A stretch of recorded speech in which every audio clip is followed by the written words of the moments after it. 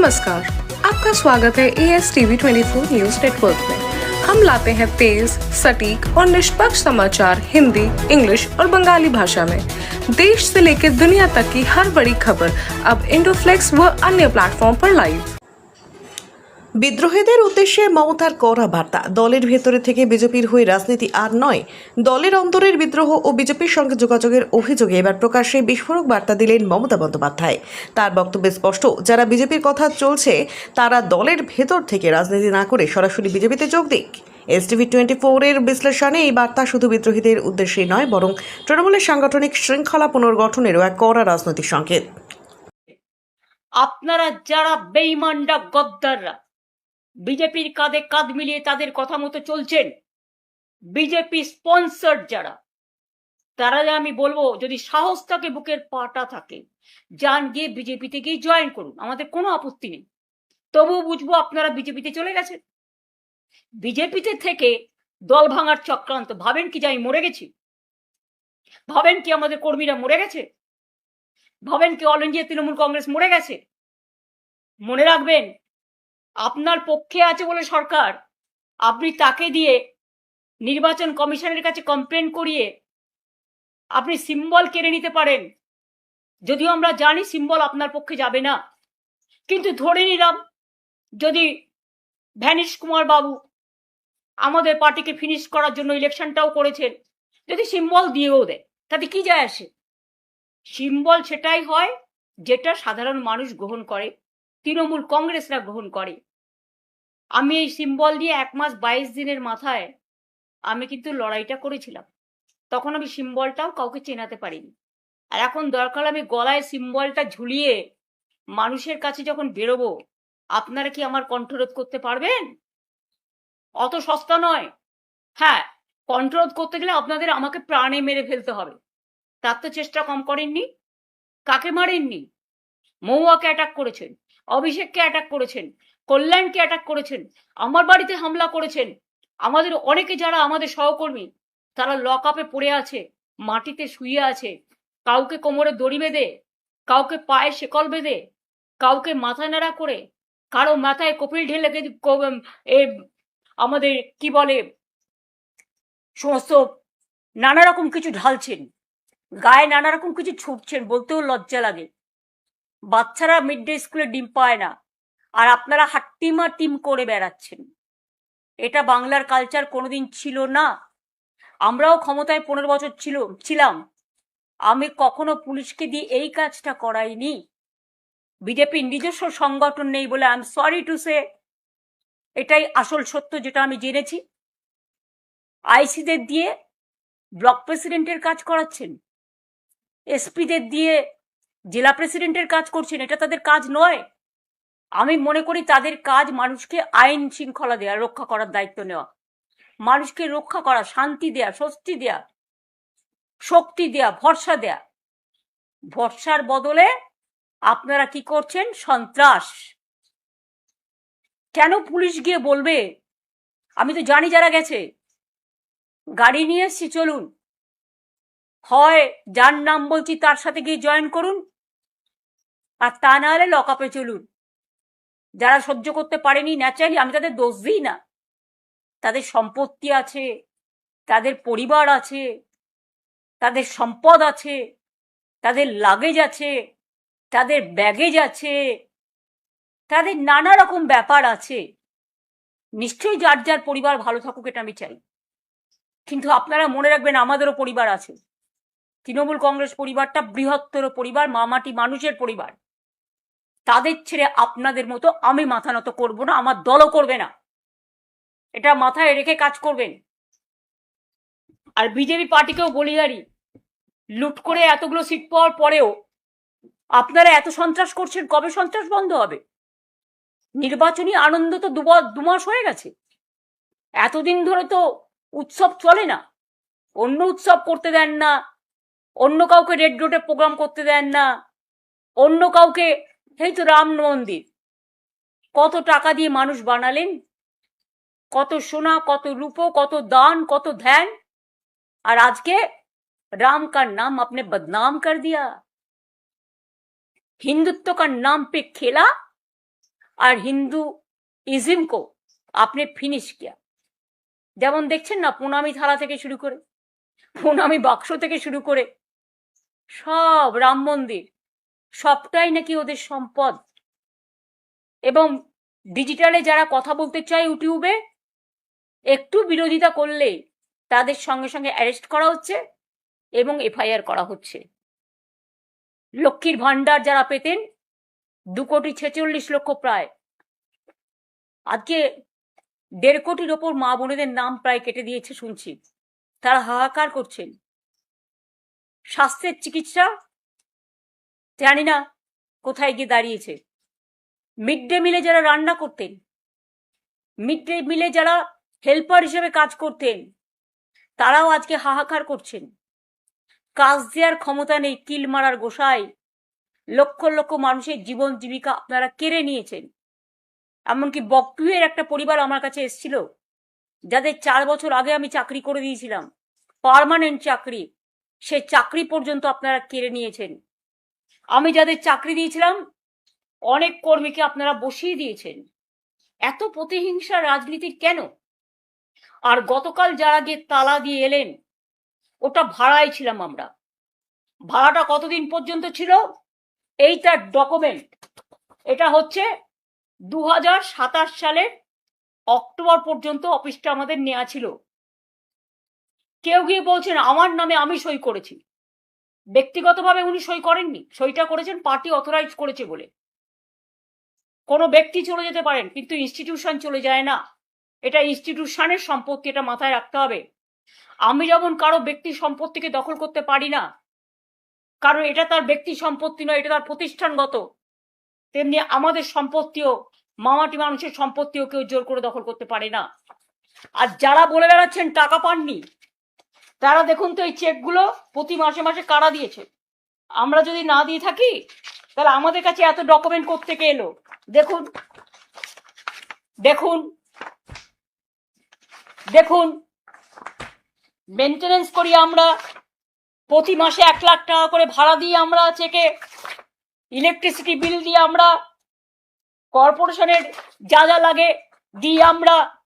আর আপনারা গিয়ে সেন্ট্রাল ফোর্সকে নিয়ে গিয়ে তালা দিয়ে দিচ্ছেন। একটা বাড়ি তালা দিতে পারবেন, কিন্তু মনে রাখবেন হৃদয়কে কখনো তালা দেওয়া যায় না, মানুষের হৃদয়কে। কাজেই প্রস্তুত থাকুন আগামী দিন। ইন্ডিভিজুয়াল কারো বিরুদ্ধে আমার কোনো রাগ, আমার কোনো ক্ষোভ নেই। আমাদের পুরনো বিল্ডিংটা তৈরি হচ্ছিল বলেই, ভেঙে ভেঙে পড়ছিল বলেই আমরা একটা বিল্ডিং ভাড়া নিয়েছিলাম, রীতিমতো চেকে ভাড়া দিই। আর কত ডকুমেন্ট দেখতে চান? আমি আপনাদের পরপর একটার পর একটা সব দেখিয়ে যাব, সেটা ব্যাপার নয়। আপনারা কি বললেন? ভাড়া পান না। কেউ আবার বললেন আই এম অথরাইজড। অথরাইজ ছিলেন তখন, এখন নয়। এখন আপনি দল বদলু, অন্য জায়গায় গেছেন। আপনারা ভালো থাকুন, আপনাদের পরিবার ভালো থাকুন, আপনাদের সম্পত্তি ভালো থাকুন।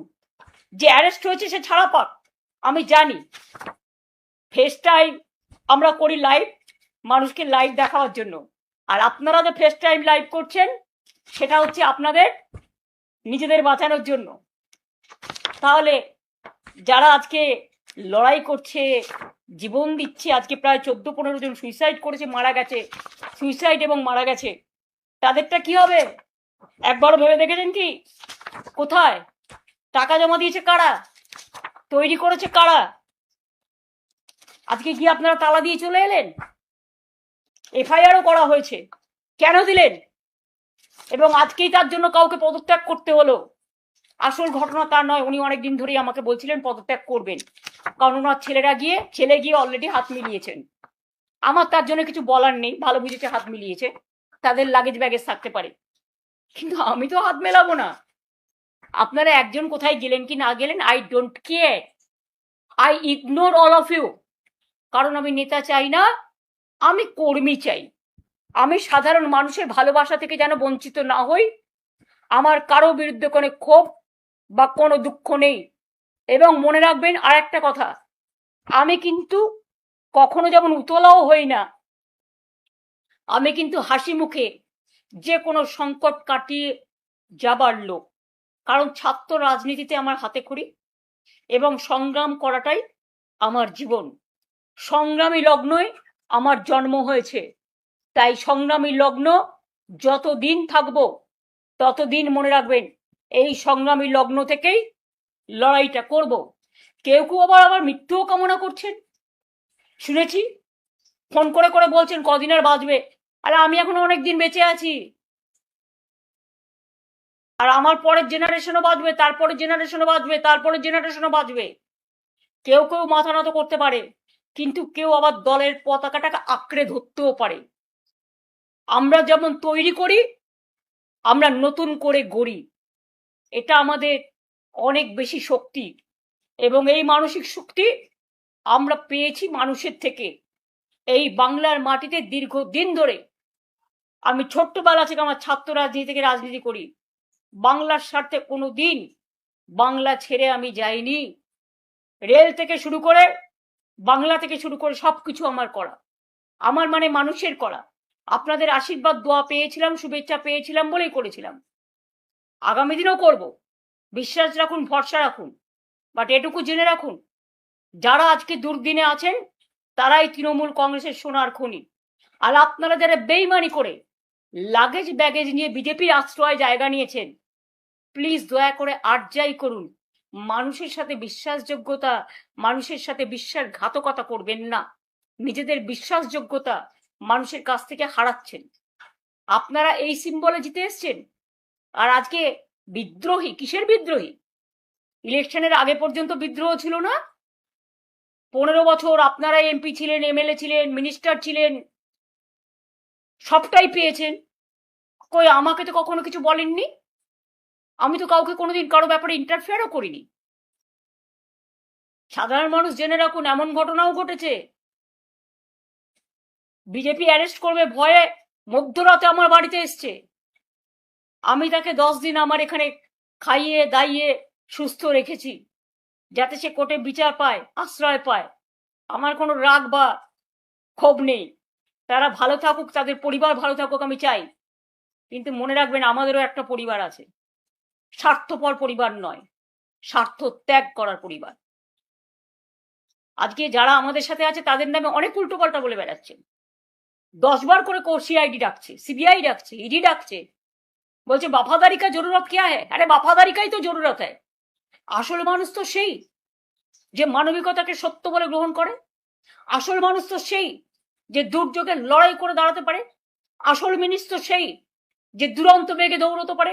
আসল মানুষ তো সেই যে পাশবিকতা নয়, মানবিকতাকে ভালোবাসে। আসল মানুষ তো সেই যে রাষ্ট্রীয় সন্ত্রাসের বিরুদ্ধে রুখে দাঁড়ায়। আজকে সবার কাছে অনুরোধ করবো, যারা রাত দিন পাহারা দিয়ে রাত জেগেছেন, অনেক ধন্যবাদ।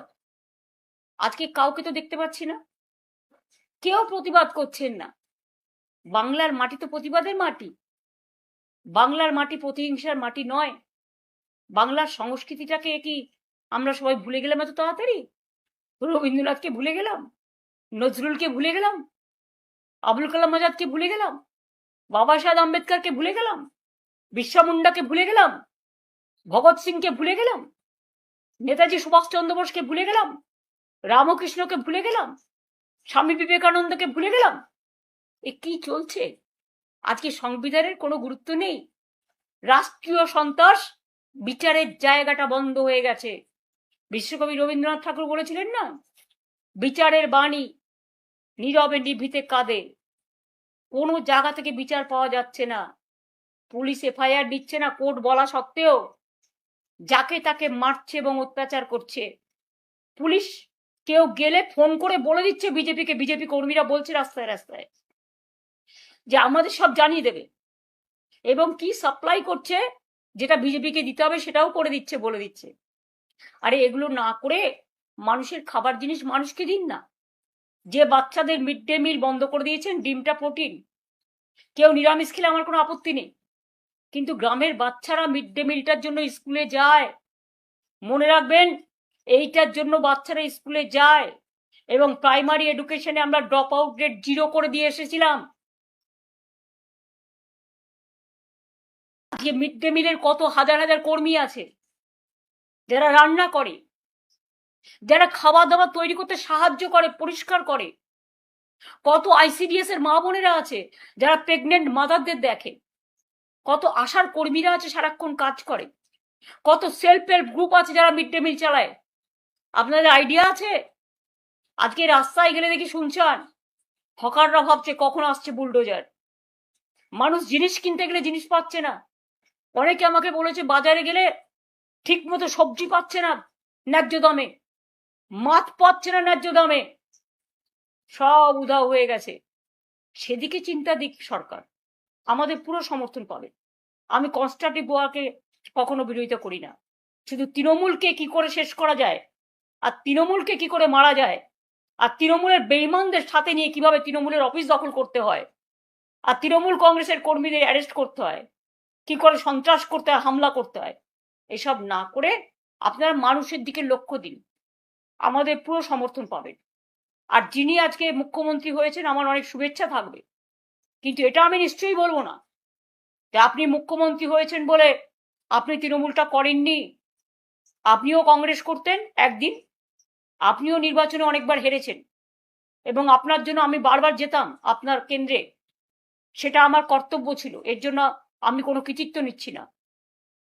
এবং আপনিও প্রায় 10-11 বছর তৃণমূল কংগ্রেসের এমএলএ হিসেবে আপনি মন্ত্রী ছিলেন, কখনো ট্রান্সপোর্ট মিনিস্টার, কখনো ইরিগেশন মিনিস্টার, কখনো 6টা জেলার দায়িত্বে ছিলেন, জেলা পরিষদ, গ্রাম সভা, পঞ্চায়েত তৈরিতে সাহায্য করেছেন, এবং সাহায্যের হাতও বাড়িয়েছেন, সাহায্যের হাতও নাড়িয়েছেন। আমি কিন্তু সবটাই জানি। হলদিয়া ডেভেলপমেন্ট বোর্ড থেকে দীঘা ডেভেলপমেন্ট বোর্ড, সবটাই তো আমাদের সরকার আপনাদের দিয়ে চালিয়েছে।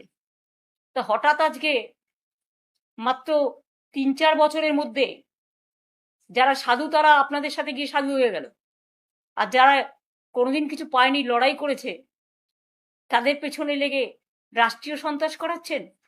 একটা কথা মনে রাখবেন, man poses, god disposes. Atrocities করবেন না, এটা কিন্তু একদিন ফিরে আসতে পারে। মনে রাখবেন, every action has a reaction. আপনারা যত অ্যাট্রসিটিস করবেন আমরা কিন্তু তত বাড়ব। আর 2, 21শে জুলাই হবে শহীদ স্মরণে। আমরা পারমিশন চেয়েছি, কোনো প্রোগ্রামেই আমাদের পুলিশ পারমিশন দিচ্ছে না। একবার ভাবুন তো, কেন ইমাজিন যে একটা পুলিশ কখনো বলতে পারে যে up to August no rally will be allowed in Kolkata central and north? আরে আবার কি কথা? টোটাল গণতন্ত্রটাকে কন্ট্রোল, গায়ের জোরে ব্ল্যাঙ্ক অর্ডার। এখানে কোনো 144 নেই, এখানে কোনো কমিউনাল রাইটস নেই, তো কেন করছেন এসব? শুধু তৃণমূল কংগ্রেসের প্রোগ্রামটাকে ভেস্তে দেওয়ার জন্য? শুনুন, রিকশায় দাঁড়িয়ে প্রোগ্রাম হলেও প্রোগ্রাম আমাদের হবে, এবং আপনারা ট্রেনে আসতে দেবেন না, বাসে আসতে দেবেন না, বেরোতে দেবেন না, আমি সব কাজসাজি জানি। কিন্তু একটা জিনিস জেনে রাখুন, হৃদয় যখন নাড়া দেয় না, কোনো বাধা মানে না। দেখবেন রবীন্দ্রনাথ ঠাকুরের ভাষাতেই 21শে জুলাই হবে, বাঁধ ভেঙে দাও, বাঁধ ভেঙে দাও, বাঁধ ভেঙে দাও, ভাঙো সন্ত্রাসের বাঁধ, ভাঙো, শহীদ স্মরণে এসো। কোনখানে আসবেন সেটা আমরা পুলিশকে পারমিশন চেয়েছি, পারমিশন পেলে আপনাদের জায়গাটা জানিয়ে দেবো। আর একটা কথা বলি, তৃণমূল কংগ্রেসের, আমি অল ইন্ডিয়া তৃণমূল কংগ্রেসের চেয়ারম্যান হিসেবে, যে আমি অল ইন্ডিয়া তৃণমূল কংগ্রেসটাও যখন যেমন দেখব, আমি ওয়েস্ট বেঙ্গল স্টেট তৃণমূল কংগ্রেসও আমি নিজে দায়িত্ব নিয়ে দেখব। এখন তো আর অন্য কোনো কাজ নেই, আমি এই দলের কাজটাই ভালো করে করব, এবং আমি প্রতিদিন আমার কর্মীদের মিট করি, সুতরাং সবাই জানেন। সুতরাং আমি দলটাকে আরো ভালো করে দেখতে সুযোগ পাবো। আমি যা কমিটি ছিল 2জনকে অ্যাড করছি নতুন করে, যাতে তারা রেগুলার কাজটা করতে পারে। এবং আমার অফিসটাই মনে রাখবেন, তৃণমূল কংগ্রেস জন্মের আগে থেকে এই 30B হোল স্টেটের ডিস্ট্রিক্টটাই তৃণমূলের অরিজিনাল অফিস হিসেবে কাজ করত, আজও করে, ভবিষ্যতেও করবে। এবং আমি 2টো জেনারেল সেক্রেটারি অ্যাড করছি পার্টিকে সাহায্য করার জন্য, একটা মদন মিত্র আর একটা কুণাল ঘোষ। অন্য কমিটি মেম্বার যারা আছে তারা অ্যাজ ইট ইজ যেমন ছিল থাকবেন, শুধু স্টেট প্রেসিডেন্টের কাজটা আমি নিজে দেখে নেব। সুব্রত বক্সি, আমি কালকে তাকে দেখতে গিয়েছিলাম, তিনি অসুস্থ আছেন। তিনি যতদিন সুস্থ না হবেন, তিনি স্টেট প্রেসিডেন্ট ছিলেন, তিনি স্টেট প্রেসিডেন্ট অসুস্থ হয়ে যাওয়ার পরে একজন কাউকে অস্থায়ীভাবে দেখতে দেওয়া হয়েছিল, এবং যিনি ভাইস প্রেসিডেন্ট ছিলেন তিনি অ্যারেস্ট ছিলেন। তাই সেদিন কাউকে একটা রাখতে হয়েছিল, তাই রেখেছিলাম। সুতরাং আজ থেকে দায়িত্ব আমি নিজে নিচ্ছি, এবং আমার দুটো জেনারেল সেক্রেটারি আমি স্টেটের করে দিচ্ছি। All India general secretary Abhishek Banerjee আছে, ডেরেক মহুয়ারা সবাই অল ইন্ডিয়া কমিটিতে আছে, শোভন দ্বারা। আমি দুটো জেনারেল সেক্রেটারি কুণাল ঘোষ আর মদন মিত্রকে করে দিচ্ছি। বাদ বাকি যে সংগঠনগুলো আমরা ছাত্র করে দিয়েছি, যুব করে দিয়েছি, আমাদের আইএনটিটিউসি করে দিয়েছি, আমরা কিষাণ মজদুর করে দিয়েছি, ক্ষেত মজদুর করে দিয়েছি, লেবার করে দিয়েছি, অন্যান্য যেগুলো আছে সেগুলো আমরা করে দিচ্ছি। কাজেই আমি নিজে দায়িত্ব নিয়ে দেখব, নিশ্চিন্তে থাকতে পারেন, চিন্তা করবেন না, আমরা আছি, ছিলাম এবং থাকবো। আমি চেয়ারকে কেয়ার করি না, আমি কর্মীদের কেয়ার করি, ওরাই আমার সম্পদ। আর আমি মানুষকে কেয়ার করি, যতদিন বাঁচবো মানুষের জন্য বাঁচবো আর কর্মীদের জন্য বাঁচবো। মাথায় রাখবেন, ভালো থাকবেন, সবাই দীর্ঘজীবী হন, সবাই ভালো থাকুন, সবাই সুস্থ থাকুন, সবার আরোগ্য কামনা করছি। শিশুরা ভালো থাকুন, ছাত্র যৌবন ভালো থাকুন। নিট পরীক্ষা নিয়ে অনেক রকম ঝামেলা চলছে, কোনো বিচার আপনারা পাননি। ভ্যাপাম নিয়েও বিচার পাননি, রাম মন্দির নিয়েও বিচার পাননি, প্রণামের বাক্সও চাইছে। কি বাকি আছে? মাত্র 2 মাসে এত লুট? তাহলে ভালো করে সরকারটা চালান, আমি এটুকুই বলবো। অনেক অনেক ধন্যবাদ। Thank you so much, thanks much and thanks a lot. জয় হিন্দ, বন্দে মাতরম, জয় বাংলা, জয় Trinamool Congress. For more updates, continue watching ASTV 24.